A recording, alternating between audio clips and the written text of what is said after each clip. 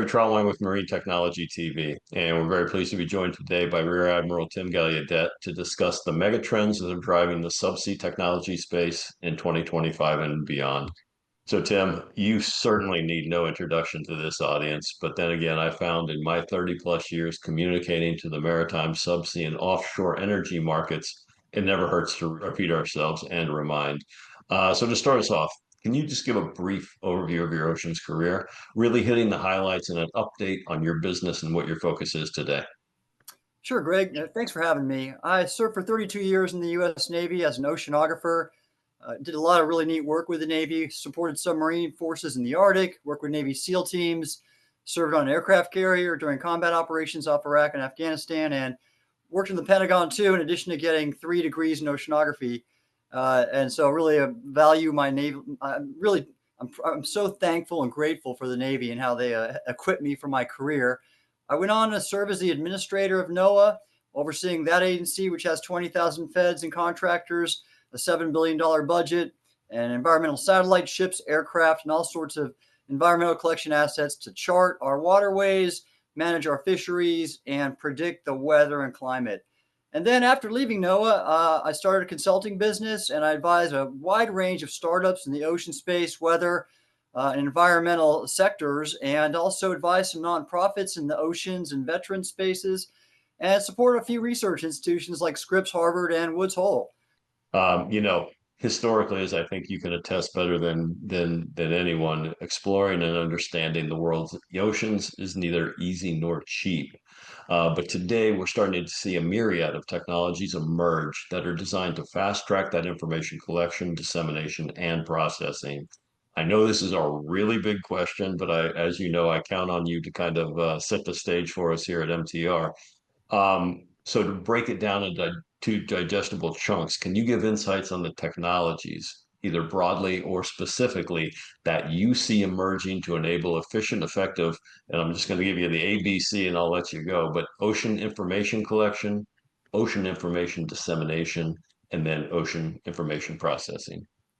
Right. Well, so in the collection area, here are the big trends. Space is exploding. We're seeing all sorts of low Earth orbit satellites on small sats and CubeSats up there to do monitoring, communications. It's remarkable how many small startups are imaging the planet and collecting data about it.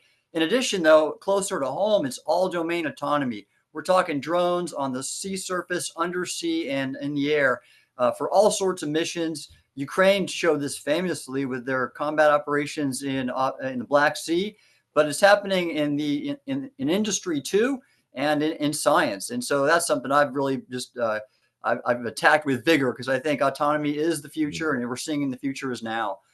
In terms of the information dissemination, that's really interesting too. A couple trends I see. First of all, in space again, you have Starlink, for example, providing this really remarkable communications backbone that is going to be increasingly relied upon in the oceans and in the ocean sector. Also, we're going to see more and more undersea and surface-based data hubs for these all-domain drones to basically plug into, download data for dissemination via SATCOM, and then recharge. Those are just starting out right now, but we're going to see, I think, a proliferation of these nodes in a network of ocean data collection.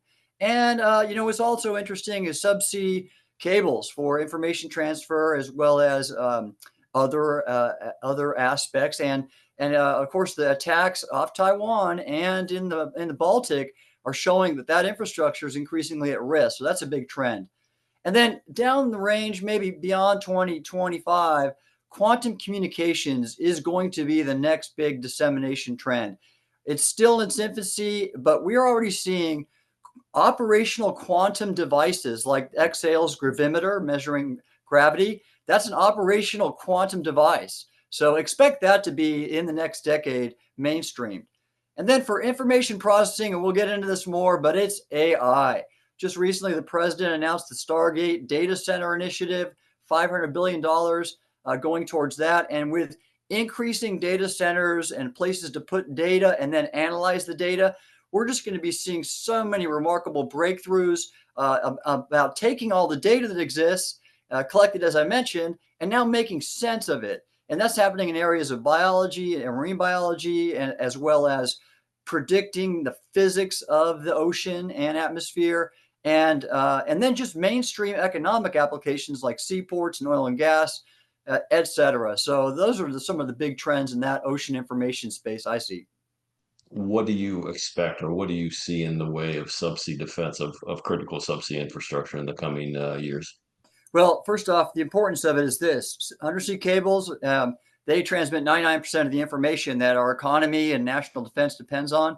It's not the SATCOMs that I mentioned, it's undersea cables. So Right. that's the important thing there. And then there's other aspects of undersea infrastructure regarding whether it be in our own exclusive economic zone, our oil and gas, and soon to be some offshore wind. That's infrastructure that is data and fuel are transmitted by undersea pipelines. So that's infrastructure that also could be attacked and has been attacked. So we have to be careful about that and defend against it. Again, what I see, and I'm just working on this morning, is that these all-domain drones are being used to monitor the undersea domain now, and observe what's happening in that space and defend against it. And in fact, the US just recently, with their new AUK US, Australia, UK, US partnership, did some testing with Kongsberg's Hugin Superior AUV off Virginia Beach, using that as an asset for maritime undersea domain awareness to protect critical infrastructure. So that's certainly moving forward. What's neat about this area, Greg, is this is something that Bob Ballard articulated a while ago when he was doing his exploration for Titanic and afterwards, and he called it seabed warfare, and it's still a thing, and it's bigger than it ever has been. Obviously there are different user groups that obviously have different needs when it comes to ocean information. And here at MTR, we look, of course, at the three main groups: the commerce, the defense, and the science. You have your finger on the pulse of this industry at large. Can you share what you see as the big drivers in 2025 and beyond, as the drivers in ocean commerce, subsea coastal ocean defense, which we've already touched on a bit, and science? Right. Well, in commerce, Greg, it's pretty obvious what's going on right now after the election. We're going to be pivoting from offshore wind. We're going to see more oil and gas exploration and development, and that's simple. We know what the president said. We're going to see also a movement from president designating these monuments, marine national monuments, that would basically restrict different ocean uses in large areas of the ocean, to the sanctuary designation. So the great big Hawaiian sanctuary, or pardon me, monument out there in Hawaii is getting converted to a sanctuary. That's a big deal because sanctuaries are not presidential directives. They are sort of grassroots, community driven, where through public comment and rulemaking, all the stakeholders get a say. So we'll likely see that monument open to fishing because of the large amount of commercial fishing interest in the Pacific.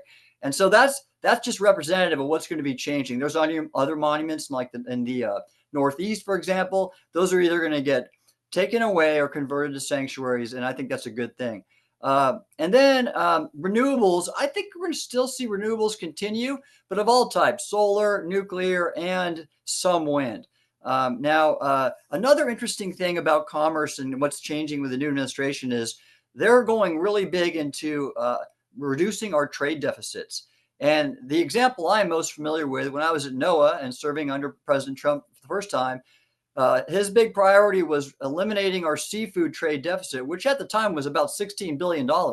And so we wanted to grow things like aquaculture to ensure U.S. interests were benefiting from the sales of seafood. And I think that is also a great thing. So we'll see that shift. We're also going to see an increase, and this has not let up. It's only started before my time at NOAA, but it's about countering China's illegal fishing, which are decimating large fisheries of our partners in the Pacific, off South America, and in West Africa. So that's going to just keeping on and really grow. And I also think that's terrific. And then we might see some increase in marine minerals mining in the ocean. That's a tough one because there are going to be some serious long-term environmental effects. And Victor Vescovo, the deep sea explorer, and I have talked about this, and he's pretty convinced we'll destroy the environment irrecoverably if we do that. And so I think we got to be really careful about going in and doing that and mining for nodules possibly. But there's a big need. I'll say that there's a big need, and how we do that is going to be interesting going forward. Now, in the defense, ocean coastal defense, I go back and I won't repeat myself, but AI and autonomy are the big players. And the DoD has a big initiative started under the Biden administration called Replicator, and it was about fielding thousands of all domain attritable drones that were to achieve kinetic effects, mostly to counter China. And I see that continuing. A lot of big companies are stepping up, and I think we're going to see more and a more diverse array of companies providing solutions for that. So that's something I see continuing. Also, shipbuilding. The president wants to return shipbuilding. He's got some great advisors on his team, and we absolutely have to return America to a shipbuilding nation. There are other things to talk about, but I probably will just limit it there. And now going on to science, same thing again. All domain autonomy is expanding what we know about the ocean and the planet, and I think it's just terrific. And then the AI enabling of the processing to enable different advances in understanding of the geophysics and the biology. And another key piece that I advanced at NOAA, and I think we'll see continuing, that's just the simple exploration and mapping of our ocean. Still, 70%, 75% of the seabed's unmapped to modern standards, and about 10%, only 10% of the ocean volume has been explored. So I see that as an area of increasing focus for all the reasons we want science, security, and commerce. So broadly, what we're going to see as an emphasis, and this is what I promoted when I was at NOAA, is deregulation. And Mhm. I think that's just always been a Republican priority, and a lot of regulations were pushed. And if, for example, NOAA had a proposed rule to limit vessel speed restrictions of any vessel over 35 knots to 10 knots or less, which is very burdensome.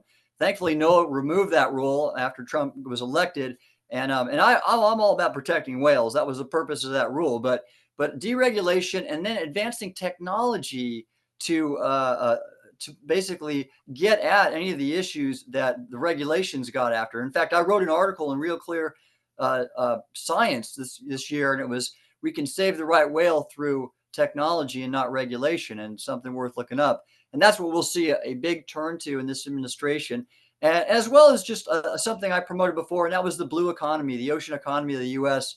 is a vibrant one, and I think we're going to reduce some rules, and we're still going to go after conservation, but I think we're going to see things like shipping, fishing, and shipbuilding all produce a really vibrant blue economy going into 2025. So, Tim, on those first two questions, I left them purposely broad. I wanted to get your broad, focus on what's going on, but I'd like to close this out with kind of a laser focus. You know, you've already referenced it a couple of times, but much is written, read, and said on artificial intelligence, and it's obviously a technology that's evolving at rapid speed, but it's obviously still also in its infancy in a lot of ways. So when you look at AI, how specifically do you see it impacting the industry in the coming year and years? AI is affecting every industry, every sector, and I think in a positive way. And just to understand the big picture here, first off, it's not entirely new. I did a master's thesis using machine learning in 1989. The computer code and computing power were a lot less capable, but now because of that more capable compute, we're just seeing lightning speed changes. And then two big ways to understand this trend are this. First off, AI depends upon data, vast amounts of data, and using training algorithms on data sets. So we have now with the modern smartphone and the internet, basically all information the world has ever known or can know in the palm of one's hand. And so that has made those trends have made information accessible, all information, and especially ocean information, accessible. What AI does is it can harness all of that information and make all of it actionable, meaning we can work from it and learn things from it and use it for decisions and insights. And it was just the remarkable thing is it's not just pieces and parts of the data, it's looking at all of the data and learning from it what really we can't do with our simple minds. So it's that power which is going to transform, I think, every element of the ocean industry. It's already happening in seaports and the ocean science I mentioned. So I just encourage everybody to hang on and get ready for the ride. when you look forward, what one technology do you see that will most dramatically impact ocean and subsea business in the coming years? It's the combination of AI and autonomy, as I mentioned, those two together about collecting data and using autonomous systems to increase efficiency, whatever the action is, exploration, seaport operations, um, even autonomous ships are on the horizon. There's going to be a hearing on February 5th where that's going to be a big part of the testimony. It's going to be the Transportation and Infrastructure Committee of the House's subcommittee on the Coast Guard and Marine Transportation. And I'm a member of AUVSI, the Autonomous Uncrewed Vehicle and Systems International Trade Group, and their representative is going to be testifying at that. So that'll be a good window into what's going to happen in the future. Awesome. I'll look forward to it. Now, I'm looking at your books behind you. I think we got I think we have some of the similar ones, but I was looking right before I got on. You have a book coming out this year, don't you? I do, I do. I served under the President Trump's first term, and Yeah. uh, and there were good things, and there was a little bit of a rough seas. And so I'll just say this book is about my leadership journey, what I learned in the Navy, how I applied it under President Trump's leadership at NOAA. It's called "Holding Fast in Heavy Seas: Leadership in Turbulent Times." And it's really just a leadership guide. People ask me all the time about what I thought about leadership. So I just tell my story and provide some leadership lessons through, I think, what were some pretty interesting events. And it comes out in August. So I'll be looking forward to pushing that forward and maybe doing another interview with you about it.